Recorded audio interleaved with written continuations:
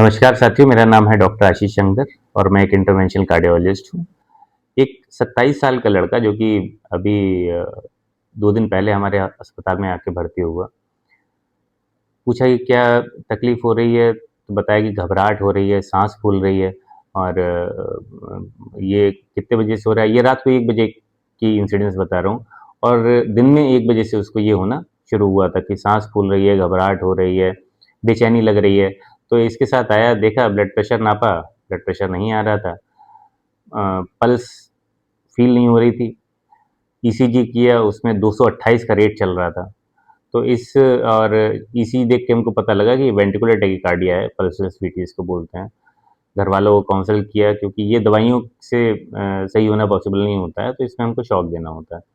तो जो shock movies में दिखाते हैं, तो पैडल से देते हैं। घरवाले भी शॉक में आ जाते हैं इस तरीके की बात सुन के। खैर उनको काउंसल किया, मान गए, समझदार लोग थे। और वो देने के बाद पेशेंट का जो हार्ट रेट था, वो 105 पे तुरंत ही आ जाता है और पेशेंट फिर ठीक फ़ील करने लगता है। और अच्छा, उससे पूछा कि ऐसा क्या हुआ सुबह से? बोले कि सुबह से इस तरीके से हो रहा था और पहले भी ऐसा हो चुका है और पहले जो था वो अपने आप ही ठीक हो गया था। इस बार जो थे वो पास में गए और बोतल लगवा ली और बोतल लगवा के और साँस फूल गई।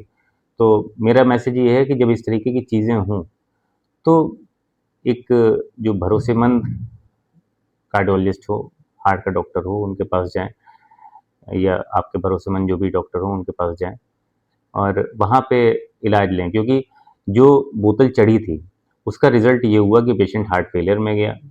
हार्ट फेलियर का मतलब साँस ना ले पाना, जितना हार्ट से एक्सपेक्टेड होता है, उतना काम ना कर पाना, उसके कारण उसकी साँस बहुत ज़्यादा फूल गई थी और उसके साथ-साथ किडनी भी फेल हो गई थी, उसको यूरिन भी नहीं आ रहा था। तो जब हमने उसका रिवर्ट की, रिदम रिवर्ट की और पेशेंट एसिम्प्टोमेटिक हुआ, फिर उसको नॉर्मल यूरिन नॉर्मल आने में और किडनी उसकी नॉर्मल होने में 24 घंटे लग गए।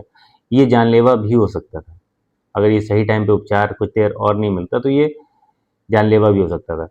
तो कहने का मतलब ये है कि कहीं भी जाके इस तरीके से जब कंडीशन इतनी ख़राब हो, तो ऐसे बोतल नहीं लगवानी होती है। उचित जगह पे उचित परामर्श के साथ ही ट्रीटमेंट में आगे बढ़ें। धन्यवाद।